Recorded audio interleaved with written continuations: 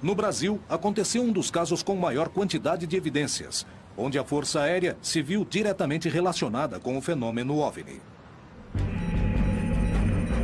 A noite oficial dos OVNIs aconteceu em 19 de abril de 1986, no Brasil, e se tornou um dos casos mais importantes e famosos desse país e do mundo. A noite oficial dos OVNIs recebeu esse nome muito apropriado, por sinal, porque ela se tornou um fato oficial na história do Brasil, e não só na história da ufologia, mas na história do meio militar brasileiro. Começou com o avistamento de uma luz pela torre de controle de São José dos Campos, em São Paulo, e a partir daí aviões foram ordenados a interceptar essas luzes, porque não se tinha conhecimento de nenhuma outra aeronave no espaço aéreo. Quando houve a perseguição por 7 caças da Força Aérea Brasileira, de 21 objetos esféricos de enormes proporções. E foram praticamente 3 horas de perseguição, não dos aviões pelos objetos, mas dos objetos perseguindo os aviões.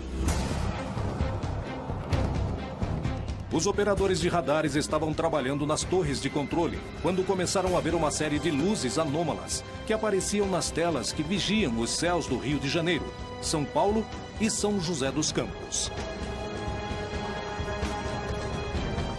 Esses objetos começaram a ser avistados inicialmente da torre de controle de tráfego aéreo do próprio aeroporto da cidade e, de maneira progressiva, o número foi aumentando. Esse acontecimento foi só o primeiro de uma noite misteriosa, a qual 7 pilotos experientes de guerra sobrevoariam a região, tentando determinar o que eram esses 21 objetos que os radares registraram. O capitão Márcio Brizola Jordão foi uma das testemunhas privilegiadas do que aconteceu essa noite. Nós estávamos à noite no esquadrão, quando foi acionada a sirene do alerta para decolar, para fazer uma interceptação. Para nós era uma interceptação de treinamento.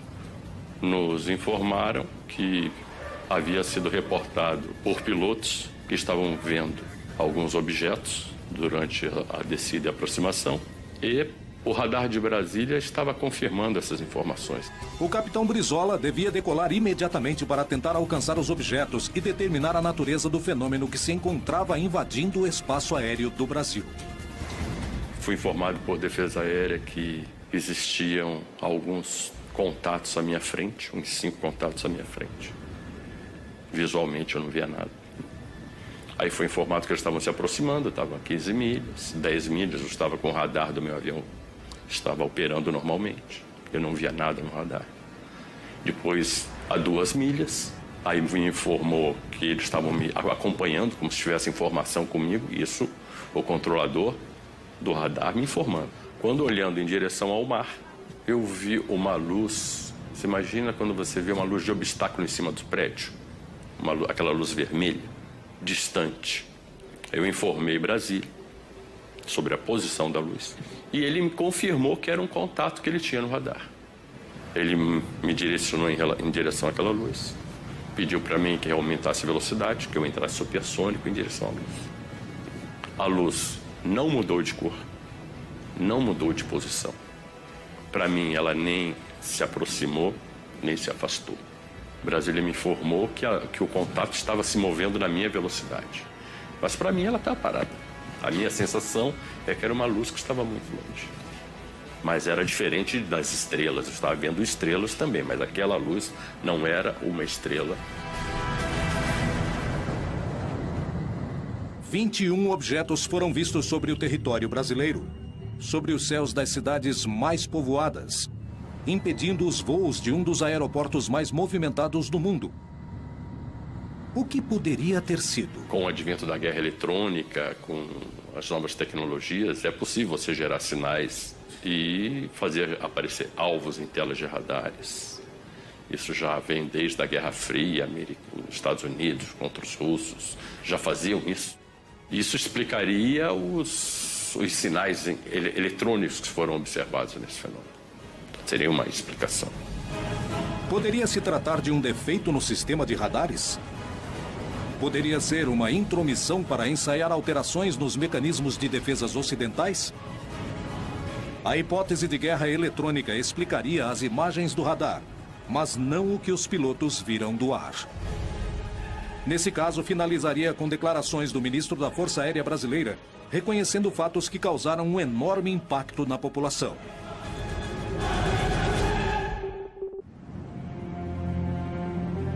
Muitos dos avistamentos registrados no continente foram investigados no mais absoluto segredo, e não foram poucas as ocasiões marcadas pela presença de diferentes agências militares e de inteligência dos Estados Unidos investigando fenômenos OVNI. Mais do que suspeitas, eu diria que são exemplos concretos, não? Por exemplo, um caso que aconteceu no México há 3 ou 4 anos de um suposto OVNI que caiu em Puerto Vallarta. E, posteriormente, foi solicitado ao controlador aéreo a entrada de um avião DC-8 da NASA na zona onde havia caído um suposto OVNI. Isso chama atenção, não é? Eu sei de um fato da Força Aérea. A Força Aérea dos Estados Unidos obteve documentos e provas do avistamento de OVNIs na América Latina. Entre os convênios assinados entre países e forças militares está o tema de recuperação de sucata espacial. E por meio desse convênio também intervém quando caem objetos que não são sucatas. E os Estados Unidos recupera. Os peritos acreditam que o incidente ocorrido em Coyame, no México, poderiam provar a presença de militares norte-americanos se ocupando do fenômeno na região. Segundo algumas investigações, na noite de 25 de agosto de 1974, houve uma colisão entre um OVNI com um avião civil no município de Coyame, em Chihuahua, México. Se fala de uma completa operação de resgate, a princípio do governo mexicano, para resgatar os restos do avião e das pessoas a bordo. E dizem que quando chegaram não encontraram só o avião, mas também um disco e também alguns corpos que não pareciam humanos. O governo mexicano colocou esse disco em um ônibus, mas os Estados Unidos já os estavam monitorando por satélites, espiões, e foi aí que os Estados Unidos intervieram sem autorização do governo mexicano. Mas quando chegaram, todos os militares mexicanos estavam mortos. As provas do acontecimento não são suficientes e existem indícios de que muitas foram destruídas. O caso foi conhecido só depois do ano 2000. Esteve perdido por 28 anos nos livros de história do fenômeno OVNI do caso Coyame. Há muito enigma, há muito silêncio ao redor desse caso. Não há documentos oficiais. A base é de testemunhas. Eu tenho a sensação de que alguém quis desaparecer com as pistas desse caso. A pouca quantidade de provas ao redor do incidente de Coyame é um indício da participação dos militares ou revela que o caso, na verdade, nunca existiu.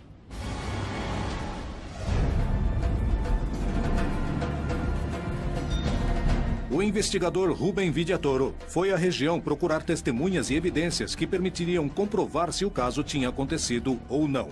Se aproximaram de mim duas pessoas mais velhas, Emma Ortega e o senhor Cipriano Orozco. O que vi foi o movimento de soldados e tudo isso que fizeram, mas não... Na verdade, foi muito secreto. Isso não ajudou muito. Vimos o avião, que estava destroçado, queimando. Eu acho que levavam algo. Sim. E não soubemos o que mais poderia ter acontecido. Os indícios somavam, mas as provas concretas não apareciam. Todos eles falavam.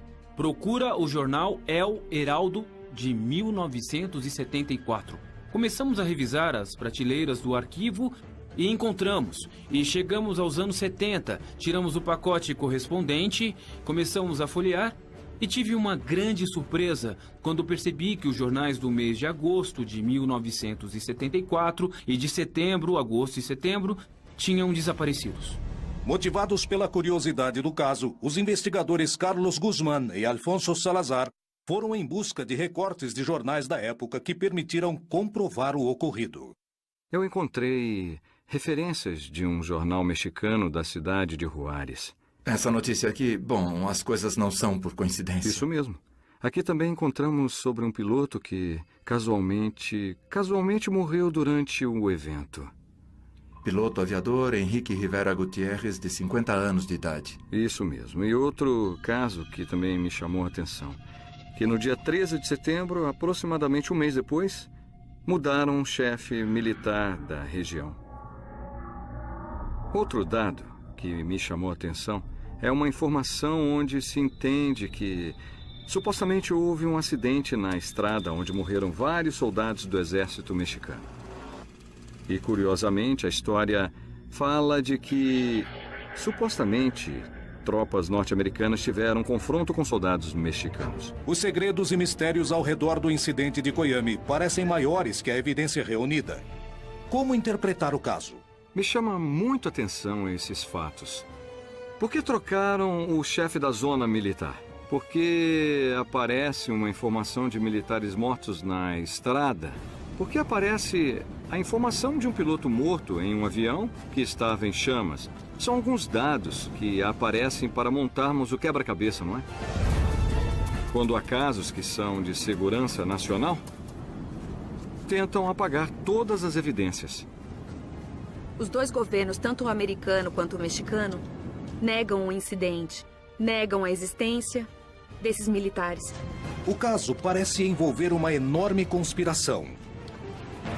Coyame é um fato real ou é um relato fantasioso? Muitos garantem que é o Roosevelt mexicano, um dos casos mais importantes. Mas a informação, que podia ser tão valiosa em 2013, acabou se perdendo. E certamente porque foi real, pois não há muitos dados porque todos os documentos passaram a ser secretos, confidenciais. Isso acontece porque temos muito controle. Se o México não nos permitir entrar e investigar alguma coisa, colocaremos uma condição que eles não poderão fazer certo negócio, certo? Vamos arruiná-los, é o que acontece. Temos controle sobre eles. Além das suspeitas sobre o incidente em Coyame, existe uma grande quantidade de histórias de OVNIs que aparecem nos radares de controle aéreo. Na noite de 19 de maio de 1986, os radares do Centro de Controle Aéreo do Brasil registraram a presença de 21 objetos, para os quais não tinha explicação, sobrevoando os céus de São Paulo, Rio de Janeiro e São José dos Campos. Os objetos foram detectados no ar por pilotos civis e militares. Imediatamente, o Sindacta entrou em contato com as bases aéreas da região, indicando que enviariam pilotos de guerra para estudar de perto o fenômeno. Os objetos voaram em formação com os pilotos, mas os radares foram os únicos que conseguiram registrar os 21 objetos durante todo o evento, que durou 4 horas. Podia se tratar de uma interferência ou uma guerra eletrônica. Para isso, teria que existir uma aeronave fazendo esta interferência nos nossos radares, tanto das aeronaves quanto dos radares de defesa aérea. Essa seria uma possível explicação. Agora, eu volto a dizer, pessoas viram luzes. Aí eu não tenho explicação para isso. No dia seguinte, o alto comando da Força Aérea deu uma coletiva à imprensa contando o que tinha acontecido. Otávio Júlio Moreira Lima convocou a mídia nacional para divulgar os fatos. E o pronunciamento oficial, não só do ministro, mas de outros militares presentes, confirmou que se tratavam, na verdade, de 21 objetos. Extraoficialmente, nós tomamos conhecimento que alguns desses eram realmente gigantescos. Na verdade, eu não tenho uma posição muito crítica sobre isso, porque, na verdade, não existia nada a esconder. Era uma coisa difícil de ser escondido, porque pilotos estavam falando nas frequências da rádio, que estavam vendo coisas, então isso daí, de uma maneira ou de outra, seria público. Foi alguma aeronave que está voando? Foi uma das poucas vezes que uma autoridade militar veio perante uma coletiva de imprensa para admitir que existia no céu objetos que não podiam ser controlados. O que ocorreu foi que os radares detectaram vários objetos não identificados. Vários minutos, as aeronaves nossas que decolaram foram acompanhadas por esses objetos. Uma aeronave foi acompanhada por cerca de 7 de um lado e 6 do outro. Agora, qual é a explicação? Não podemos dar ao senhor, porque nós não temos essa explicação. Na ocasião, inclusive, o Moreira Lima prometeu que em 30 dias iria entregar à nação, que estava perplexa diante dos fatos, um relatório de tudo que se deu naquela noite. Mas o relatório prometido só foi revelado quase 30 anos depois. Esse documento específico desse caso mostra claramente que a Força Aérea chegou à conclusão que havia uma inteligência por trás daqueles fenômenos, que havia uma tecnologia anos-luz à nossa frente. Se diz que os objetos estavam sob controle inteligente, que eram materiais, e que foi notado que eles estavam sob controle inteligente pela forma como eles manobravam informação, pela distância uniforme mantida dos pilotos no ato da perseguição. Esse relatório ele só não diz que os objetos são extraterrestres, mas só faltava isso. Por que se ocultaram as conclusões? O que realmente aconteceu na noite oficial dos OVNIs? Só podemos concluir que o Brasil foi invadido, entre aspas, evidentemente, por forças extraplanetárias. Eles eram objetos voadores, tripulados ou não, mas possuidores de uma tecnologia muitas vezes superior à nossa. Muito pior era a gente não ter condições de dizer como nos defendermos deles caso eles tenham uma atitude agressiva. Foi uma invasão pacífica. A noite oficial dos OVNIs continua cheia de mistérios. Porém, mesmo com dúvidas, uma coisa ficou clara. A Força Aérea Brasileira aplicou recursos para estabelecer o que estava acontecendo nos céus do seu país e chegou à conclusão de que se tratava de objetos voadores não identificados com movimentos inteligentes. O que aconteceu na noite oficial dos OVNIs demonstrou aos peritos que os militares estavam interessados em investigar o fenômeno, mas que as conclusões não eram reveladas. E nós conversávamos com um grupo de amigos e nos foi feita essa colocação. Por que os ufólogos brasileiros não fazem algo para que acabe essa política de sigilo ao fenômeno UFO? E nós iniciamos, então, a partir daquele mês de março, a campanha UFOs, Liberdade de Informação Já, que pedia ao governo que abrisse definitivamente seus segredos quanto aos discos voadores.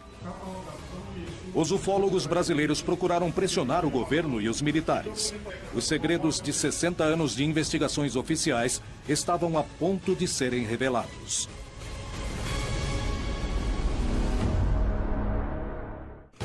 O desenvolvimento da tecnologia militar ocorreu no mais absoluto segredo, igual a muitas das investigações oficiais sobre os fenômenos OVNI. Qual é a relação entre ambos? Os primeiros que falaram da presença de objetos voadores não identificados nos espaços aéreos foram os pilotos que combatiam na Segunda Guerra Mundial. Até o ano de 54, só a Inglaterra tinha reportado 10 mil avistamentos de UFOs. A menos que um OVNI apareça no sul da Califórnia.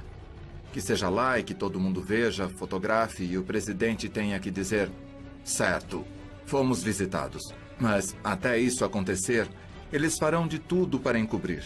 Como estão fazendo até hoje? Há uma barração e certamente não queremos revelar os segredos da defesa nacional. Com certeza há boas razões baseadas em fatos para não revelarem os segredos. Decididos a conhecer a verdade e baseando-se no testemunho de militares que tinham investigado os casos, os ufólogos do Brasil começaram uma campanha para ter acesso à informação oficial. Esse é um fenômeno legítimo e passível de uma investigação apropriada por parte da comunidade ufológica civil e também com participação militar. A campanha começou a juntar assinaturas em toda a população e teve uma ampla difusão nos meios de comunicação massivos. A Força Aérea Brasileira começou a ceder ante a pressão pública. E a estratégia era: vamos selecionar, escolher 3 casos da ufologia brasileira que sejam suficientemente contundentes e que tenham informação comprovada da participação do Exército, da Marinha ou da Aeronáutica em algum processo. Porque nós temos informações e documentos, já vazados em outras circunstâncias, que comprovam o envolvimento militar nessas 3 ocorrências. E as nossas ideias iniciais era pedir, inicialmente, a liberação dos documentos oficiais da noite oficial dos UFOs, da Operação Prato, e depois nós também colocamos dentro dessa campanha o caso Varginha. Eu recebi no meu escritório uma ligação de um porta-voz da Aeronáutica convidando o grupo que estava por trás dessa campanha, que era a Comissão Brasileira de Ufólogos, para ir a Brasília para ver os documentos que nós então solicitávamos. Nós então pudemos ver uma quantidade vasta de documentos. Eram várias pilhas, eram milhares de páginas e muitas fotografias que nos foram mostradas pelos militares. E lá nós tivemos em mãos alguns desses documentos que nós solicitávamos. Porém, não nos deixaram fazer cópia de nada, anotar nada, nem fazer fotografia de nada. Nós podemos entrar ali exclusivamente com a roupa do corpo e sair dessa maneira. Eles disseram que só possuíam aquilo. Nós sabíamos que havia mais. Os ufólogos não ficaram satisfeitos com essa primeira reunião e saíram sem material, mas com a promessa de que todos os documentos existentes seriam revelados. Mas passaram-se anos para que os arquivos não fossem mais confidenciais. Somadas todas as liberações, nós chegamos a ter 4.500 páginas de documentos que antes eram secretos, liberados oficialmente pela Força Aérea Brasileira. Então não dá para acreditar que toda a estrutura da Força Aérea Brasileira tenha, ao longo de 60 anos, produzido 4.500 páginas. Isso é óbvio. Nós acreditamos que seja apenas a ponta do iceberg. Em 2010, a Força Aérea tomou uma decisão que surpreenderia a todos os envolvidos. O comandante da aeronáutica, o brigadeiro do ar Junichi Saito, assinou uma resolução em que se determina ali que todas as informações relativas à observação de objetos voadores não identificados que sejam recebidos pela aeronáutica fossem enviadas ao CONDABRA, o Comando Brasileiro de Defesa Aeroespacial, e dali, classificadas, catalogadas, esse material fosse enviado imediatamente para o Arquivo Nacional para escrutínio público.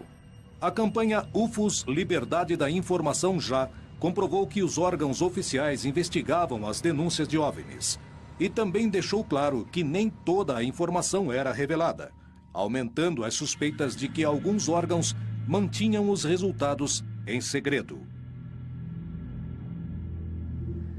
O interesse dos governos pelo fenômeno OVNI envolvia toda a região, mas são poucos os casos em que esse interesse se revela publicamente. E se nós fizermos um passeio pelo continente, vamos encontrar o Chile, que é completamente transparente, segundo essa questão, e desde 1997 tem um organismo de pesquisa de discos voadores oficial, e lá tudo é transparente. Tanto que o seu site na internet começa com gravações de pilotos relatando observações de UFOs. Em 1997, o mesmo ano em que os ufólogos do Brasil começavam a campanha UFOS Liberdade de Informação Já, o Chile fundava o Comitê de Estudos de Fenômenos Aéreos Anômalos. O número de testemunhas válidas ao redor do mundo é tão numerosa que é impossível ignorar. A ufologia aeronáutica trabalha em função do risco que significam esses eventos ou esses fenômenos. 95% de tudo que nós recebemos é perfeitamente explicável e jogamos fora. Fica uns 5%, dos quais uns 2% esclarecemos e sabemos o que é exatamente. E restam uns 3% que não sabemos o que é. Realmente, aí poderemos falar que existe um fenômeno aéreo anormal que não sabemos explicar e que está presente. A criação de órgãos oficiais dedicados ao estudo de fenômenos OVNI prova o interesse dos estados nesses episódios.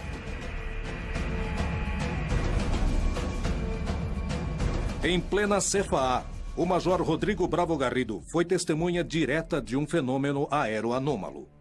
Foram raras as vezes as quais um militar em atividade contou com esse tipo de experiência. Em 21 de março de 2011, pela primeira vez tive a experiência de observar um fenômeno aéreo não identificado. Falo assim porque foi um fenômeno aéreo que não pude identificar e que chegou muito próximo do voo que estávamos realizando. Estávamos em uma operação noturna a 11 mil pés, lançando paraquedistas em queda livre vertical na cidade de Copiapó. Nós observávamos no segundo voo uma luz vermelha no horizonte. Então, inicialmente, eu me comuniquei por frequência com o centro de controle.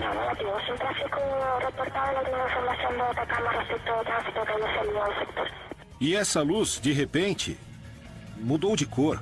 Passou para cor branca e triplicou de tamanho. A intensidade dessa luz era como um avião grande, um Boeing, um Airbus, que vinha em direção contrária e na mesma altura que nós. Naquele momento, eu acendi as luzes do avião e a luminosidade começou a mudar de cor. E passar para o laranja, para o rosa, de rosa para vermelha e volta para o branco. E cada intervalo fazia uma pulsação e aumentava e diminuía de tamanho. Então nós fizemos uma troca de luzes. 3 trocas de luzes. Até por último, voltou a ficar do tamanho original, baixando em direção ao norte, onde finalmente se apagou. Y quisiera notificar su unidad tráfico no identificado que estuvo próximo a nuestro lanzamiento. ¿Prosigue? Tráfico no identificado vertical Atacama, a nivel nuestro advertido, color rojo. En un momento, por intensidad pensamos que la dirección controla nuestra. Nosotros estamos a altura, donde realmente se pierde. Não era uma estrela, não era uma aeronave, não era um meteoro. Era um fenômeno aéreo não identificado. Baseados na declaração de pilotos como Rodrigo Bravo, a CFAA destina recursos do Estado para estudar fenômenos aéreos não identificados, com o objetivo de se descobrir do que se trata. É um dos poucos casos do mundo onde toda a informação coletada pelas agências de segurança estatais são de acesso completo à população. Bom, nós adotamos a política de transparência da informação, porque acreditamos que temos que entregar a informação para também poder exibir. Porém, pela regra geral, os resultados das investigações não são revelados, sanando qualquer tipo de suspeita. O que há por trás das agências militares e de inteligência que se dedicam a investigar o fenômeno OVNI no mais estrito dos silêncios? Os segredos militares poderiam incluir o encobrimento das visitas de seres de outros planetas? Olha lá, 2 em cima das nuvens. Não, mas que legal, quero ver 2 de uma vez só. Olha. Lá estão. Eu já gravei. Civis e militares denunciam constantemente a aparição de fenômenos OVNI nos céus da América Latina. As provas se acumulam, assim como as suspeitas de que se ocultam informações. Cientistas, militares, políticos e astronautas denunciaram que os governos escondem informações relevantes. E muitos acabam confirmando anos depois que presenciaram fenômenos OVNI que não têm nenhum tipo de explicação. Esse tipo de acontecimento é tão inegável que os governos o investigam, mostrando que para eles também tem importância. Há uma grande quantidade de antecedentes, tanto o que nós reunimos quanto o comitê da CFAA, desde o ano que foi criado. Tanto que diferentes órgãos internacionais estão preocupados com o estudo desse fenômeno. Desde a criação da NARCA, do CEFA no Chile e de outros órgãos, como o OVNIs no Uruguai, o CEFA na Argentina e a OIFA no Peru, se aceita totalmente a existência desse fenômeno, sem saber o que ele é e sem especular, simplesmente trabalhando em função dos efeitos que causa. O governo chileno dedica recursos para que especialistas e céticos de todas as partes investiguem os casos de fenômenos aéreos anômalos. E eles mesmos admitem que de 100% dos casos que investigam, 3% não recebe uma explicação. O que há por trás desses casos de OVNIs? Nós temos que lembrar que é um objeto voador não identificado, não o que as pessoas geralmente pensam, que quando se fala de um OVNI, imaginam um disco voador com um extraterrestre. Temos tecnologia furtiva, que também não a conhecemos em sua totalidade, porque há países desenvolvidos que estão trabalhando de forma secreta e, em alguma oportunidade, podem testar perfeitamente em diferentes espaços aéreos, para ver se detecta em radar ou não, para ver se interage, etc. Portanto, dentro desse leque, classificar os OVNIs só no conjunto da possibilidade extraterrestre, eu considero um erro. A revelação de documentos é realmente importante. Em primeiro lugar, abre-se novos horizontes ao estudo do fenômeno OVNI, mas principalmente confirma-se a existência de investigações secretas. Alguns governos ao redor do mundo estão em processo de revelar e liberar seus arquivos de OVNIs. Nós sabemos que desde os anos 80, alguns governos têm liberado papéis. Por exemplo, a Espanha nos anos 80, a Itália, alguns países, inclusive a União Soviética. Mais recentemente, nós tivemos a Inglaterra liberando mais de 5 mil documentos, a França liberando mais de 100 mil páginas. Os ufólogos conseguiram provar a participação militar nas investigações. Os próprios militares já assumiram. A NASA reconhece que, apesar de possuir o maior e mais poderoso grupo de cientistas que se dedica ao estudo do espaço, muitas imagens captadas em suas missões não têm explicação. Existem motivos reais para manter essas informações em segredo? Não existe uma boa razão política para o líder de uma nação vir a público e dizer é verdade por causa de uma coisa. Eu diria que nenhum líder nacional tem essa informação, pois essa informação é guardada pelas agências de inteligência. E elas não vão revelar, por exemplo, para o presidente Obama, que provavelmente anunciaria ao país.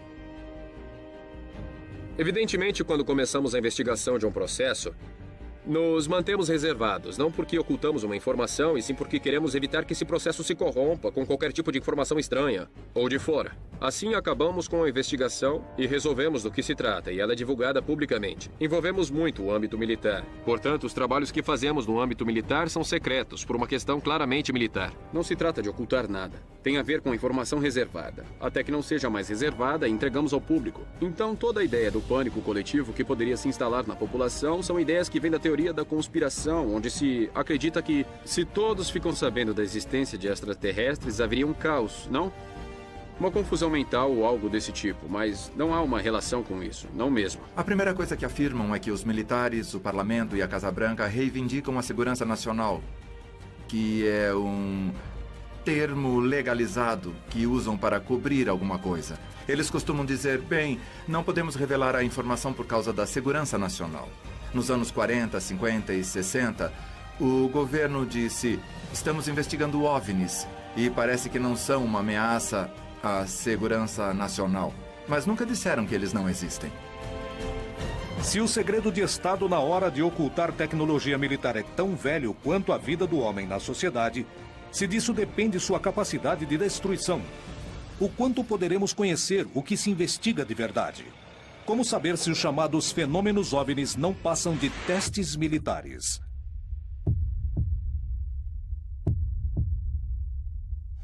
Em Ituzaingó, Buenos Aires, Argentina, quase diariamente há denúncias de avistamentos dos fenômenos OVNIs. Isso incentiva aqueles que desejam ver OVNIs nos céus e acreditar que não estamos sozinhos, e uma série de vídeos gerados por moradores e investigadores do lugar, que registram fenômenos estranhos, circulam despertando todo tipo de suspeitas. O lugar está localizado no meio de 3 bases militares: Palomar, Campo de Maio e Morón. Nessas bases militares, há atividades constantes de OVNIs. É um fato histórico, está relatado em vários casos e foram investigados por pessoas realmente muito qualificadas para fazer isso. O interessante é que nessa base, ninguém pensou que teríamos o grau de atividade fora do comum que temos, nem o grau de anomalia da atividade que verificamos.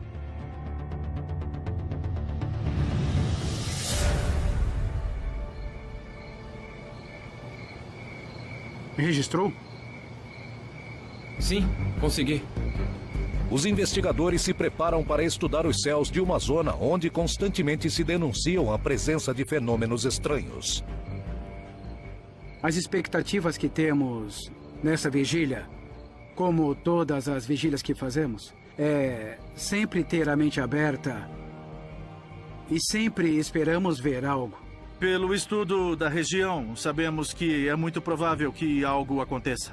A gente acha que os OVNIs estão lá. A gente simplesmente tem que olhar.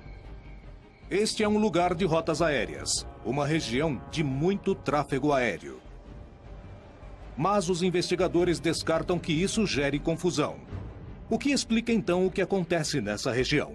Uma das possibilidades é a teoria dos corredores, que os objetos estão monitorando as bases, que estamos rodeando as bases, como a base de José C. Paz, que tem helicópteros. Temos Campo de Maio, que pertence ao Exército, onde os aviões do Exército aterrissam e decolam. Temos Palomar, onde guardam os tangos, os aviões presidenciais. E temos o campo aéreo de Morón, a ex-base aérea da 7ª Brigada, para aviões civis e aviões pequenos. É muita coincidência que as luzes muitas vezes apareçam antes da saída de um avião ou depois da decolagem de uma nave. Olha lá, Edu. Onde apareceu recentemente, tá vendo? O quê? O que é aquilo ali? Aonde? Ali. vários exércitos do mundo se interessaram pelo fenômeno OVNI e lentamente começaram a revelar suas informações. As conclusões continuam ocultas e os ufólogos denunciam que as partes mais importantes das investigações não são apresentadas. Será que é porque alguém as apagou ou são fantasias sobre conspirações? Em Ituzaingó, Buenos Aires, Argentina, um grupo de estudiosos procura entender o que acontece no céu. No meio da vigília, os investigadores acreditam ver uma luz suspeita. Parem. O que é aquilo ali? Onde? Ali. Ok, eu já vi. Olha, vem aqui. Consegui. Você viu? Espera. Conseguiu? Vi. Viu? Eu vi. Sim, eu vi. Adri, acredita que a luz do UFO apareceu e depois de 30 segundos vimos o avião? No mesmo lugar onde estava a luz do OVNI, 30 segundos depois vimos decolar um avião da base de Morron e segue justamente a rota. E o curso passa exatamente pelo lugar onde estava a luz.